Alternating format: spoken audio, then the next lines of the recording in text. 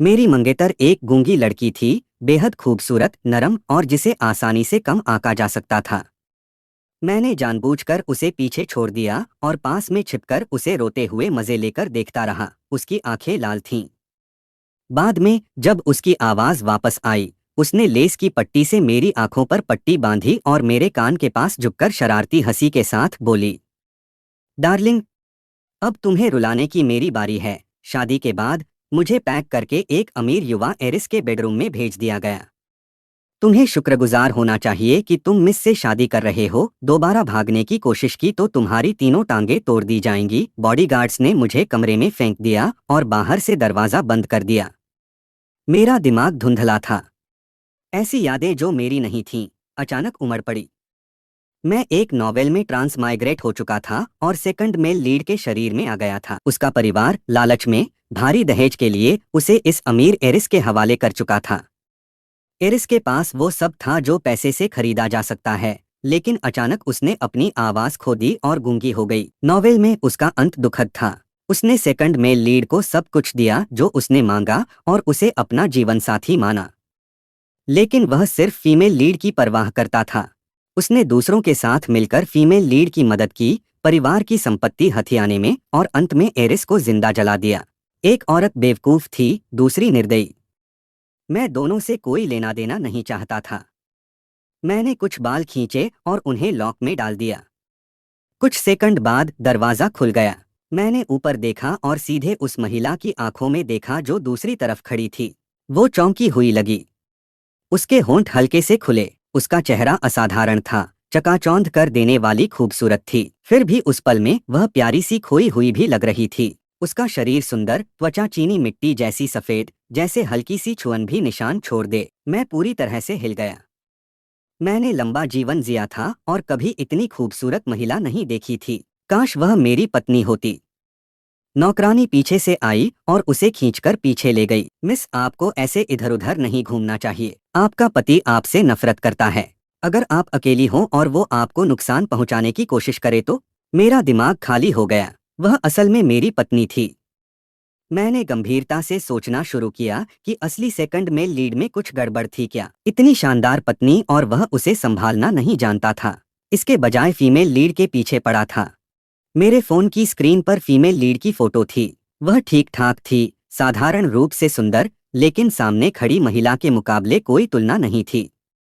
ऐसी पत्नी के साथ मैं क्यों भागना चाहूंगा, चाहे आग से गुजरना पड़े।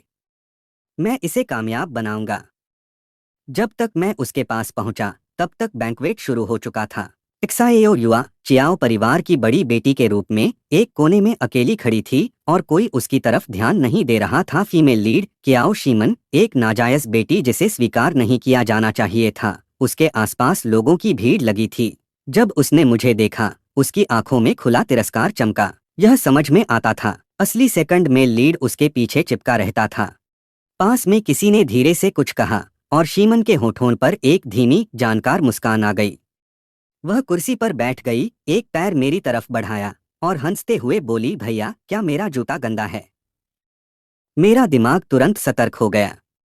मुझे यह सीन याद था। नॉवेल में फीमेल लीड ने सबके सामने एक्साएओ युवा को अपमानित किया था, उसके नए नए पति से कहकर कि वह उसका जूता साफ करे। सेकंड मेल लीड उसके दीवानेपन में खुशी खुशी ऐसा करने चला गया था। यह दोनों के लिए अपमानजनक था। मैंने अंदर ही अंदर ठंडी हंसी हंसी। मैंने साथ देने का नाटक किया, जैसे मानने वाला हूँ। फिर जैसे ही मैं एक गुजरते हुए सर्वर के पास से गुजरा, मैंने उसे हल्का सा ठोकर मार दी। एक पल में पूरी ड्रिंक्स की ट्रे सीधे शीमन के सिर पर गिर गई। शीमन गुस्से से चीख उठी। मैंने हैरानी का नाटक किया। मुझे यकीन है कि सर्वर का ऐसा इरादा नहीं था। यहाँ इतने लोग देख रहे हैं, आप इतनी छोटी बात के लिए अपनी इज्जत दांव पर नहीं लगाएंगी, है ना? शीमन ने दांत भींचकर कहा, बिल्कुल नहीं। मैंने कहा, अच्छा, आप वाकई चियाओ परिवार में पलीबढ़ी लड़की जैसी शालीनता रखती हैं। जियाउन एक रखैल की बेटी थी, जो भी था, उसमें तहजीब नहीं थी। कमरे में मौजूद हर कोई इस तंज को समझ गया। उसका चेहरा सख्त हो गया। वह खड़ी हो गई। मैं कुछ कहने ही वाला था कि एक्साएओ युवा पहले आगे बढ़ गई। वह कुछ नहीं बोली, बस हल्का सा भौं सिकोड़कर शीमन को देखा और इतना ही काफी था उसकी हिम्मत तोड़ने के लिए। साफ तौर पर असली बड़ी बेटी से डरती थी। उसने खुद को संभाला और समझौता करने की कोशिश की। एक्साएओ युवा ने उसका हाथ पकड़ लिया। शीमन बोली, मैंने पहले ही जाने दिया है बहन, अब और क्या चाहती हो? एक्साएओ युवा ने होंठ खोले। दूर से भी उसके होंठ पढ़ना आसान था। उसने कहा, माफी मांगो। हालांकि बाहर वालों को लगता था कि शीमन सुरक्षित है और उत्तराधिकारी है, लेकिन वह सच्चाई जानती थी। चियाओ परिवार के ज्यादातर शेयर अभी भी एक्साएओ युवा के पास थे। अगर एक्साएओ युवा चाहती तो शीमन को आसानी से हटा सकती थी। शीमन का चेहरा सख्त हो गया, लेकिन उसने झुककर कहा, मुझे माफ करें जीजाजी। मुझे बहुत संतोष हुआ और कुछ गर्माहट भी महसूस हुई। इतनी अच्छी लड़की को आग में मरना नहीं चाहिए। मैंने मन ही मन कसम खाई। इस नॉवेल की कहानी अब मेरे सामने वैसे नहीं चलेंगी। परिवार के बैंक्वेट के बीच में मैं चुपचाप बाथरूम चला गया। कोने के पास ही एक हाथ ने मेरा मुंह ढक लिया और मुझे दीवार से सटा दिया। शीमन का चेहरा मेरे सामने आया। उसके चेहरे पर घायल सा भाव था। भैया जी, क्या आप हमारा समझौता भूल गए? आपने अभी कियाओ युवा का साथ क्यों दिया? मुझे बिल्कुल पता नहीं था कि वह क्या कह रही है। क्या असली सेकंड में लीड और उसके बीच कोई छुपा हुआ समझौता था? मैंने सावधानी से पूछा। कौन सा समझौता? मुझे याद दिलाओ, क्या था वो? भैया जी, ये ठीक नहीं है। मेरे सामने भूलने का नाटक कर रहे हो? क्या आपने खुद नहीं कहा था कि मेरी बहन से शादी सिर्फ एक चाल है ताकि अंदर से मेरी मदद कर सको परिवार की संपत्ति जीतने में? चिंता मत करो, जब मैं उत्तराधिकारी बन जाऊंगी सबसे पहले तुमसे शादी करूंगी। नॉवेल में वह सच में उत्तराधिकारी बनी थी, लेकिन उसने शादी मेरे सौतेले भाई से की थी। क्या बेशर्म जोड़ी थी। मैंने साथ देने का फैसला किया। मैंने कहा, मैंने अभी जो किया वो सिर्फ मिस कियाओ का भरोसा जीतने के लिए था। मेरा दिल हमेशा तुम्हारे साथ है। शीमन मुस्कुराई, नरम पड़ गई और खुश हो गई। वह मुझे एक शरारती नजर देकर चली गई। मुझे इतनी घिन आई कि मेरा जी मिचलाने लगा। मैंने ऊपर देखा और पाया कि एक परछाई खड़ी थी। एक्साएओ युवा। उसका आधा चेहरा अंधेरे में था। मैं उसके भाव नहीं पढ़ सका। हे भगवान, उसने कितना सुन लिया। मुझे समझ नहीं आया क्या कहूँ। मैं उसके पास गया और धीरे से पूछा, तुम कब से यहाँ खड़ी हो? वह कुछ पल सोचती रही, फिर उसने मेरा हाथ पकड़ा और मेरी हथेली पर कुछ शब्द लिखे। तुम्हें क्या लगता है? मेरा दिल कस गया। उसने सब सुन लिया था। मैं नहीं चाहता था कि वह गलत समझे, लेकिन मुझे समझ नहीं आया कैसे समझा। आखिरकार असली सेकंड में लीड ने पहले ही उसे काफी चोट पहुंचाई थी। उस रात सब लोग कियाओ एस्टेट में ही रुके। मैं और एक्साएओ युवा पहले ही शादी रजिस्टर कर चुके थे, इसलिए हमें एक ही कमरा दिया गया। उसने मेरी तरफ इशारा किया, फिर सोफे की तरफ। संदेश साफ था। पहली ही रात वह मुझे सोफे पर भेजना चाहती थी। दुनिया में कौन सा पति इसे मानेगा? क्या मैं अपनी ही पत्नी के पास नहीं जाना चाहूंगा? लैंप की हल्की रोशनी में माहौल बदल गया। मैंने बिना सोचे उसका हाथ पकड़ लिया। वह मुझे घूरने लगी, गाल लाल, गुस्से में फूली हुई जैसे कोई छोटी पफर फिश। मेरा दिल पिघल गया। मैं उसके पास झुकने ही वाला था कि उसने मुझे धक्का देकर सोफे पर गिरा दिया। ठीक है, मुझे जल्दी नहीं करनी चाहिए। मुझे उसे समय देना होगा। अगली सुबह मैं कमरे में अकेला था। जहां एक्साएओ युवा सोई थी, वहां अभी भी हल्की खुशबू थी। यहाँ तक कि उसके बाल का एक छोटा सा लट भी बेहद खूबसूरत था। मेरी पत्नी। सच में दरवाजे पर दस्तक हुई। मैंने दरवाजा खोला। सामने कियाओ शीमन थी। बुरा संकेत। उसकी नजर मेरे गाल पर गई और रुक गई। वह कुछ देर तक कुछ नहीं बोली। मैंने मुस्कुराकर कहा, इतनी सुबह आने की वजह? वह होश में आई और बोली, कल मैं और कियाओ युवा एक ही प्रोजेक्ट के लिए मुकाबला कर रहे हैं। उसकी प्रेजेंटेशन स्लाइड्स चुरा लाओ। मेरी मदद करो कॉन्ट्रैक्ट जीतने में। उसे बेशर्म कहना गलत नहीं होगा। मैंने कहा, चिंता मत करो, मुझ पर छोड़ दो। जब मैं चेहरा धोने गया, मैंने आईने में खुद को देखा। सब पहले जैसा था। बस एक चीज अलग थी, मेरे गाल पर साफ साफ लिपस्टिक का निशान था। मुझे पूरा यकीन था कि सोते वक्त ये नहीं था, तो उस मासूम चेहरे के पीछे कुछ और ही था। अगले दिन जब एक्साएओ युवा पिच मीटिंग के लिए निकलने लगी, मैंने साथ चलने की जिद की। वह अभी भी मुझसे नाराज थी और सीधे मना कर दिया। मैं उसके पास झुका और कहा, अजीब बात है, आज सुबह जब मैं उठा तो मेरे चेहरे पर लिपस्टिक का निशान था। रात भर कमरे में सिर्फ हम दोनों थे। सोच रहा हूँ ये किसने किया होगा। वह एकदम सख्त हो गई। मैंने आगे कहा, शायद आधी रात को कोई अजनबी अंदर आ गया होगा। डार्लिंग, तुम्हें तो मेरी तरफ खड़ा होना चाहिए। वह पूरी तरह चुप हो गई और मुझे उसकी कमर पकड़ने दिया। फिर हम साथ कार में बैठ गए। पूरे रास्ते वह बेहद शांत और सहयोगी रही। ऑफिस पहुंचने के बाद मैं वॉशरूम में जियाओई मैन से मिला। मैंने कहा, सब तैयार है शीमन, तुम जीत जाओगी। उसने कोई जवाब नहीं दिया। वह मेरे गाल पर पड़े हल्के लिपस्टिक के निशान को घूरती रही, फिर बस हल्का सा हम्म कहा। मीटिंग शुरू हुई। एक्साएओ युवा ने सबसे पहले प्रेजेंटेशन दिया। वह बोल नहीं सकती थी, लेकिन उसने स्लाइड्स के जरिए सब कुछ साफ और सटीक तरीके से समझा दिया। मैं जैसे बाहर का आदमी भी ज्यादातर समझ पा रहा था, बस कुछ तकनीकी शब्द छोड़कर। एग्जीक्यूटिव स्लाइड्स पढ़ते गए और जितना पढ़ते गए उतने ही संतुष्ट होते गए। यह बिल्कुल वैसा नहीं था जैसा जियाओई मैन ने सोचा था। मुझे डर था कि वह अपना प्लान बदल न दे, इसलिए मैंने उसकी तरफ देखा और हल्का सा सिर हिलाकर उसे इशारा किया। उसने भी सिर हिलाया, गहरी सांस ली और अपनी प्रेजेंटेशन खोली। स्क्रीन पर प्रोजेक्शन आया और अचानक ऐसी तस्वीरें दिखाई देने लगीं जिन्हें सभ्य भाषा में बयान नहीं किया जा सकता। पूरा कमरा हंगामे में बदल गया। सीनियर एग्जीक्यूटिव्स के चेहरे लाल से सफेद होते गए। जियाओई मैन घबरा गई। नहीं, ये जरूर कोई गलती है। मिस्टर जांग, मिस्टर वोंग, कृपया मुझे समझाने दें। लेकिन अब कोई फायदा नहीं था। ये हद है। दोनों एग्जीक्यूटिव्स उठे और बाहर चले गए। कॉन्ट्रैक्ट स्वाभाविक रूप से एक्साएओ युवा को मिल गया। मैं पूरे रास्ते शांत रहा, अंदर ही अंदर खुश। घर पहुंचते ही एक्साएओ युवा मेरी तरफ आई, धीरे धीरे कदम बढ़ाते हुए, और मुझे दीवार तक पीछे कर दिया। उसने मेरा हाथ पकड़ा और मेरी हथेली पर लिखा, ये तुमने किया।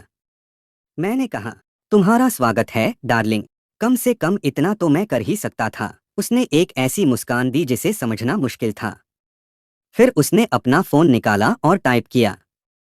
मेरे असिस्टेंट ने अभी मुझे उस प्रेजेंटेशन के बारे में बताया।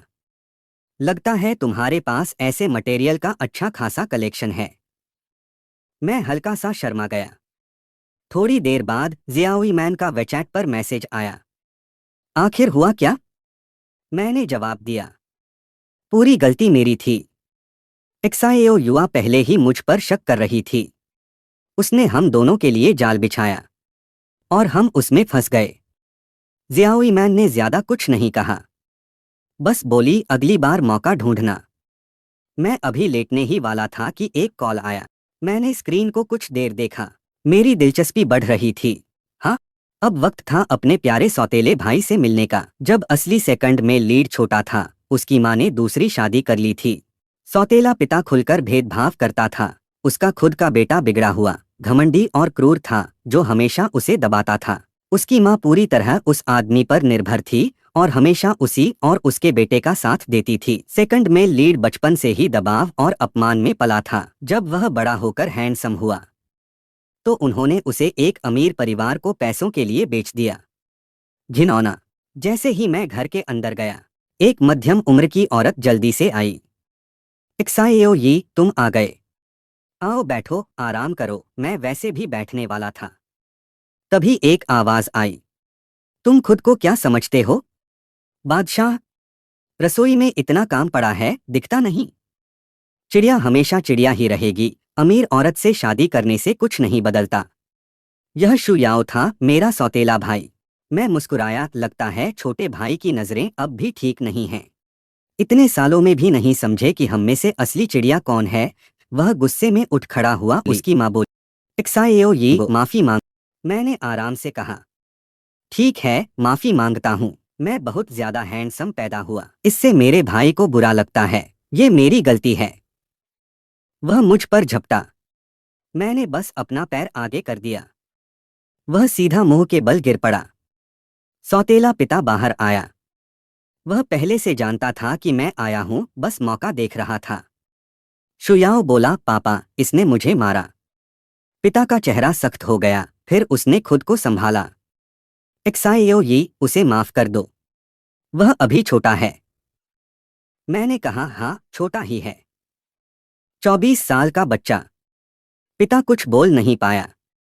फिर उसने कहा, अब जब तुम क्याओ परिवार में हो, अपने भाई की शादी क्याओ परिवार की दूसरी बेटी से करवा दो। मैंने हंसकर कहा, ठीक है, मदद कर दूंगा। लेकिन इसके लिए पैसे लगेंगे।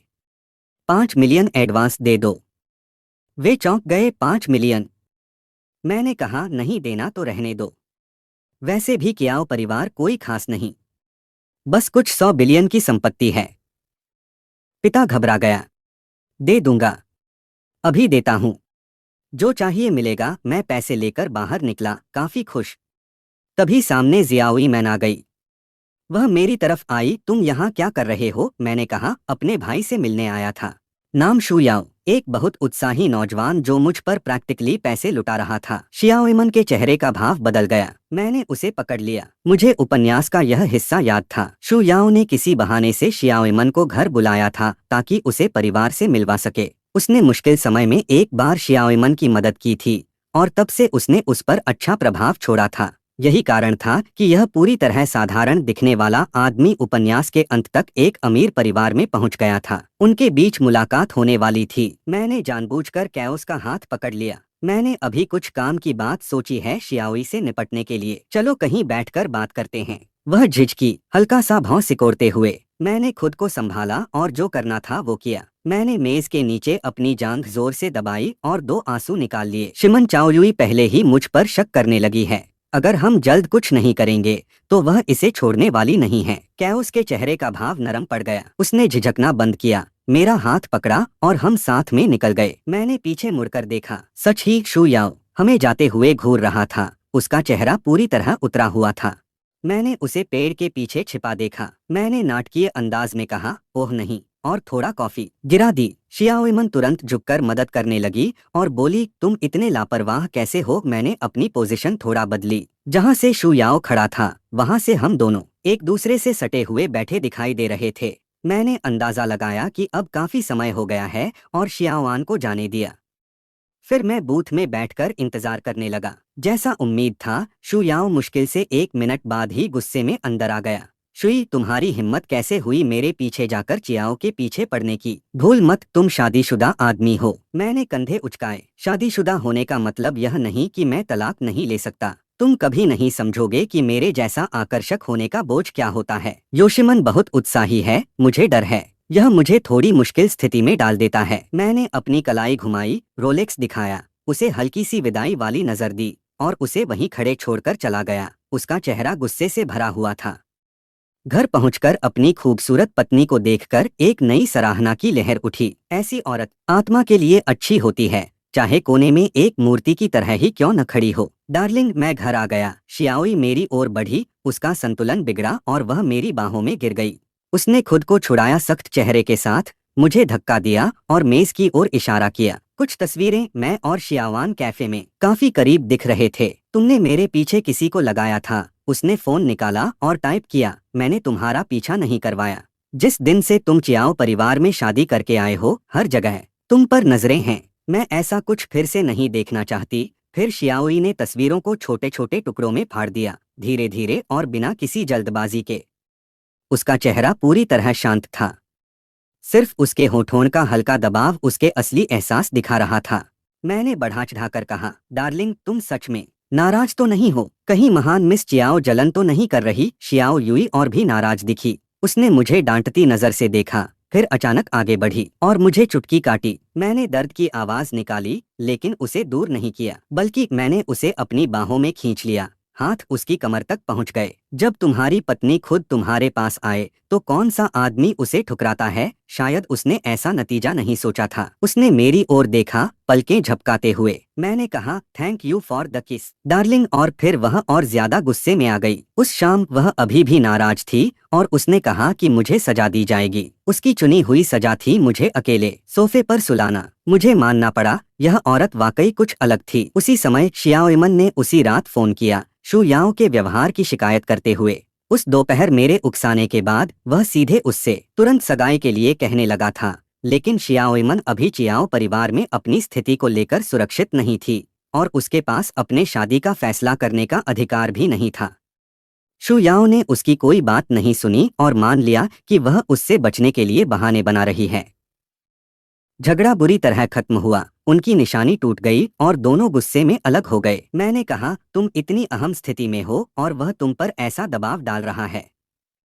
उसे बिल्कुल समझ नहीं है कि तुम्हारे लिए चीजें कितनी मुश्किल हैं। दूसरी तरफ कुछ देर खामोशी रही। फिर एक आवाज आई जिसमें हल्की शराब की झलक थी। ब्रदर, ये मुझे पता था तुम ही हो जो मुझे सबसे अच्छे से समझते हो। मैंने मन में सोचा, इसमें जरा भी शर्म नहीं है। मैंने 2 और सांत्वना भरे वाक्य बोले और कॉल खत्म कर दी। आगे आने वाले मनोरंजन के कारण मुझे नींद नहीं आ रही थी और शायद कोई और भी नहीं सो पा रहा था। आधी रात के बाद भी गलियारे में कदमों की आहट आती रही, जैसे कोई मेरे दरवाजे के बाहर पहरा दे रहा हो, जानबूझकर सो नहीं रहा हो। मैंने उसे नजरअंदाज किया। मैं वहीं पड़ा रहा। कुछ देर बाद घर की नौकरानी की आवाज आई, हैरान होकर, मिस, आप इस समय यहाँ बाहर क्या कर रही हैं? मैंने दरवाजे की दरार से झांका। शियाओई वहाँ खड़ी थी, असहजता से भरी हुई। नौकरानी मुस्कुराई। मिस, क्या आप अपने पति को मिस कर रही हैं? इसमें शर्माने की कोई बात नहीं। आइए, मैं आपको यंग मास्टर शू के कमरे तक ले चलती हूँ। वह शियाओई को ले जाने लगी। शियाओई ने धीरे से कहा, इसकी जरूरत नहीं है। जो महिला बोर्डरूम में बिना पलक झपकाए टिकती है, वह अचानक गहरे लाल रंग में बदल गई, मुड़ी और भाग गई। वह जल्दी में दरवाजे से टकरा गई। मेरा दिल नरम पड़ गया। मैंने दरवाजा खोला और उसने मुझे ऐसे देखा जैसे चूहे ने बिल्ली देख ली हो, फिर दौड़कर अपने कमरे में चली गई। अगली सुबह मुझे जगाया गया, शियाओ युई के असिस्टेंट द्वारा। मैंने झुंझलाते हुए कहा, क्या मरना है तुम्हें? मैंने पहले से ही इस असिस्टेंट के साथ सब तय कर रखा था। वह मुझे कैओस से जुड़ी हर चीज की खबर देती थी, लेकिन आधी नींद में मैं भूल गया था। उसने रिपोर्ट दी। शू याओ ने शायद मेरी उम्मीद से भी जल्दी धैर्य खो दिया था। उसने एक बेहद मूर्खतापूर्ण योजना बनाई। कैओस के एक बिजनेस डील पर दबाव डालकर उसे सगाई के लिए मजबूर करने की कोशिश की। उसने जानबूझकर कॉन्ट्रैक्ट साइनिंग बिगाड़ दी। शियाओमन ने उस पर बुरी तरह गुस्सा किया। उनकी निशानी वहीं तोड़ दी और रिश्ता खत्म कर दिया। उसने डील भी खो दी और प्रेमी भी। कभी मत बदलना शू याओ। समझ गया, मैंने कहा। मैं करवट लेकर फिर सोने लगा। असिस्टेंट बोली, यंग मास्टर, आप कैसे सो सकते हैं? मैं क्यों नहीं सो सकता? समझाइए। शू याओ आपसे छोटा है और पहले ही अपने भविष्य के लिए लड़ रहा है। ओह, बताओ कैसे? 3 मिनट पहले वह मिस चियाओ के ऑफिस में गया है। वह अब सीधे उनसे किस्मत आजमाने जा रहा है। मैं तुरंत जाग गया, सीधा बैठ गया। क्या? जब तक मैं ऑफिस पहुंचा 10 मिनट से ज्यादा हो चुके थे। मैं अंदर घुसा ही था कि शू याओ गुस्से में बाहर निकला, आंखें लाल, लगभग मुझसे टकराता हुआ। यह वैसा नहीं था जैसा मैंने सोचा था। क्या उन्हें मोमबत्ती की रोशनी में बैठकर सपने नहीं बांटने चाहिए थे? मैंने शक के साथ ऑफिस का दरवाजा खोला।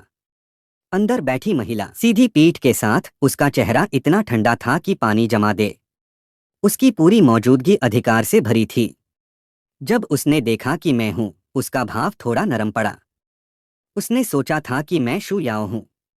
शियाओ युई आमतौर पर गर्मजोशी से भरी होती थी, थोड़ी शर्मीली भी। मैंने उसे ऐसे कम ही देखा था। हीरे जैसी कठोर, दूर से ही डराने वाली, पूरी तरह शानदार, बिल्कुल वैसी जैसी मेरी पत्नी होनी चाहिए। मैंने कहा, डार्लिंग, मुझे एक समस्या है। मुझे लगता है मैं तुमसे थोड़ा और प्यार करने लगा हूँ। सिर्फ थोड़ा। औरत को ज्यादा लालची नहीं होना चाहिए। मैंने रास्ते में शू याओ को देखा। वह क्या चाहता था? उसका नाम सुनते ही शियाओ युई का चेहरा फिर ठंडा हो गया। उसने अपनी ठंडी उंगलियों को मेरे चेहरे पर रखा और कहा, उसने तुम्हारी नकल करके मुझे रिझाने की कोशिश की, लेकिन उसका प्रदर्शन बहुत खराब था। इससे पहले कि मैं कुछ समझ पाता, कुछ गर्म मेरे होठों से टकराया। मेरी सांस रुक गई। मेरा दिमाग खाली हो गया। सिर्फ एक ख्याल था, वह मुझे चूम रही है। उस दिन के बाद शियाओई बदल गई। शांत, दूर रहने वाली औरत एकदम चिपकू हो गई। वह हमेशा मेरे पास रहना चाहती थी, हमेशा गले लगना चाहती थी। हमारा जीवन पूरी तरह बेपरवाह हो गया। वह खास तौर पर मुझसे जुड़ी रहती थी। सच कहूं तो मेरे जैसा इंसान भी सोचने लगा कि वह ज्यादा ही जुड़ रही है, और मैंने उसे ऑफिस जाने के लिए मनाने में काफी मेहनत की। आखिरकार शियाओमन हर चाल देख रही थी, लेकिन शियाओ युई को कोई फर्क नहीं पड़ा। वह हमेशा की तरह वही करती रही जो उसे सही लगा। आखिरकार वह दिन आ गया जिस दिन चियाओ उत्तराधिकारी घोषित होने वाली थी। एक लड़ाई आने वाली थी। मैं तनाव में था। मैंने शियाओई का हाथ कसकर पकड़ा। उसने मुझे देखा, प्यार और झुंझलाहट के बीच का भाव लेकर, और मेरे सिर पर हाथ फेरा। अंत में परिवार के सभी बड़े सदस्य इकट्ठा हुए। मैं शियाओई के पास बैठ गया। चियाओ के पिता ने हमें देखा और बोले, आज से मैं पीछे हट रहा हूँ। मेरी बेटी शियाओ यूई अब चियाओ परिवार के सभी व्यवसाय संभालेगी। क्या यह इतना आसान था? यह अविश्वसनीय है। लेकिन फिर शियाओआन कहाँ थी? वह यहाँ क्यों नहीं थी? शियाओई ने कहा, डार्लिंग, उत्तराधिकारी बनना हर किसी के बस की बात नहीं। मेरे पिता की नाजायज बेटी में कई कमियां हैं जो 1-2 साल में नहीं भर सकती। उसे पहले ही एक सहायक कंपनी में भेज दिया गया है। वह अब मुख्य ऑफिस में वापस नहीं आएगी। तो यह सब ऐसे हुआ था। कुछ भी मेरी उम्मीद जैसा नहीं हुआ। उसके बाद मैंने शू याओ को फिर कभी नहीं देखा। वह और उसका सौतेला पिता मेरी जिंदगी से ऐसे गायब हो गए जैसे कभी थे ही नहीं। उनके स्वभाव को देखते हुए यह नामुमकिन था कि वे मुझसे कुछ मांगने नहीं आते। मुझे शक था कि उन्हें दूर रखने का इंतजाम मेरी पत्नी ने किया था। एक दिन घर लौटते समय हमें असली नायक की माँ गेट के बाहर इंतजार करती मिली। मैंने शियाओ यूई की ओर देखा। उसे पहले से पता था। उसके चेहरे पर कोई आश्चर्य नहीं था। उसने मेरे कंधे पर हाथ रखा और कहा, जाओ, मैं यहीं इंतजार करती हूँ। वह औरत मेरी ओर दौड़ी, मेरे हाथ पकड़े, आंखों में आंसू। शिया, मैंने तुम्हारे साथ गलत किया। मैंने तुम्हें कष्ट दिया। लेकिन मेरे पास कोई विकल्प नहीं था। हम तुम्हारे सौतेले पिता पर निर्भर थे। मैं कमजोर थी। मुझे माफ कर दो। असली नायक ने उसी दिन आत्महत्या कर ली थी जिस दिन मैं आया। मैं वह नहीं था। मैंने उसका जीवन नहीं जिया था। मुझे उसकी तरफ से माफ करने का हक नहीं था। मैंने बिना भाव के कहा, आपको कुछ कहने की जरूरत नहीं है। कृपया घर जाइए। 10 कदम दूर वह महिला जो एक फरिश्ते जैसी दिखती थी, चुपचाप मेरा इंतजार कर रही थी। मैं उसके पास गया, उसका हाथ पकड़ा, उंगलियां उसकी उंगलियों में फंसाई और हम साथ घर लौटे, डूबते सूरज के नीचे, कंधे से कंधा मिलाकर। कुछ समय बाद शियाओ यूई को आखिरकार एक डॉक्टर मिला जो उसकी आवाज वापस ला सकता था। उसने यह बात मुझसे छुपाकर रखी थी। वह मुझे सरप्राइज देना चाहती थी। उसने लंबा इलाज सहा बिना कुछ कहे। जब पहली बार आवाज निकली, वह रुक नहीं पाई। वह बोलती ही रही, उन सब बातों को जो वह कभी कह नहीं पाई थी। जब वह रुकी, उसे एहसास हुआ कि हर बात जो उसने कही मेरे लिए थी। वह मुझे देखना चाहती थी। दुनिया के बाकी लोग मुझसे खुलकर बात कर सकते थे, लेकिन वह फोन पर टाइप करने तक सीमित थी। वह जलन से पागल हो रही थी। वह अब और सह नहीं सकती थी। उस दिन उसके असिस्टेंट ने उसे मेरी लोकेशन भेजी। वह सीधे मेरे पसंदीदा मिठाई की दुकान पर पहुंची। शीशे के पार उसने मुझे देखा। मैं पेस्ट्री देख रहा था। वह पास आई, हाथ में फूल लिए। तभी एक लड़की अचानक मेरे पास आ गई। उस लड़की ने कुछ कहा और मैं मुस्कुरा दिया। उसका दिल बैठ गया। वह अकेले घर लौट गई। मैं उस शाम घर आया और उसका चेहरा पकड़कर हल्का सा किस किया। तुमने मेहनत की, डार्लिंग।